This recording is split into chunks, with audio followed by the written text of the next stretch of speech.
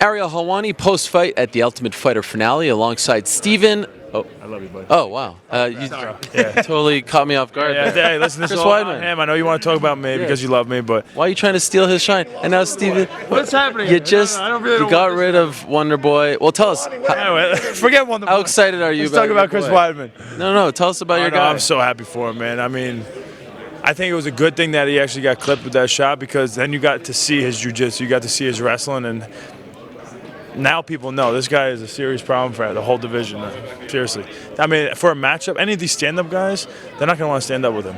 If anything, you would think a wrestler with power in their hands is a guy that would be a bad matchup, and look what he just did to him. So, what about Chris Weidman stealing your shine here? I mean, doesn't the guy get enough attention? Love you, bud. Thank you. He does that, man. You know, he's like a brother to me. So we get on each other like that. Let's talk about your moment. He mentioned you getting tagged early. How much did that hurt you? You know what? I didn't feel it, to be honest with you. I knew I went down. I knew he hit me with something. I was coherent the whole time. My legs gave way, but I just followed up with my wrestling, something that I've really been working on. I felt comfortable, kept my cool, and finished the round out with a spectacular knockout. So, were you expecting that? Did you see that in him? Did you see those openings to where you'd be able to finish him like that early and that spectacularly? Yeah, I did. I mean, I had a game plan going in there. And, of course, I have good coaches outside who may see something I don't see inside the cage.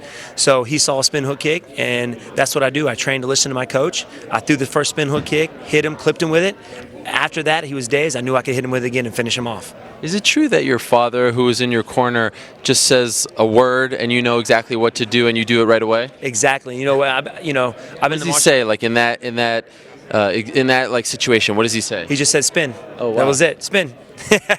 And I know exactly what to do right then. So, and that's just, we have a really good relationship, and we just make it work. I know a lot of father-son team-ups, they don't work that well, but we definitely make it work. We have respect for one another, and I'm glad he's in my corner. So this was his fourth main event, your first. Did it feel different? This is a huge week for the UFC, and you guys a little bit flew under the radar because this was the Conor McGregor show, but still, big main event, you cap it off. Did you feel a little more nervous going into this one? I did. Going up to the cage, but as soon as I got in the cage, it was like I'm at home. This is all the fear, all the nerves, they just went away. I knew it was time for business. Do you feel like you have finally exercised the demons of the Matt Brown fight now? You fought a wrestler, you beat him up, you knocked him out. No one could talk about that anymore. Yeah, I mean, my wrestling, my jiu-jitsu is getting better every day. I learned a lot from that Matt Brown fight. I really did. And we went back and we capitalized on it. And as you saw, we came out with a great knockout tonight. The more and of course, it's with the guys who you train with. Chris Weidman, guys like Matt Miller, Ryan Hall, Carlos Machado, everybody at Matt Serres, and Ray Longos. All these guys came together to help me out for this. And it definitely paid off.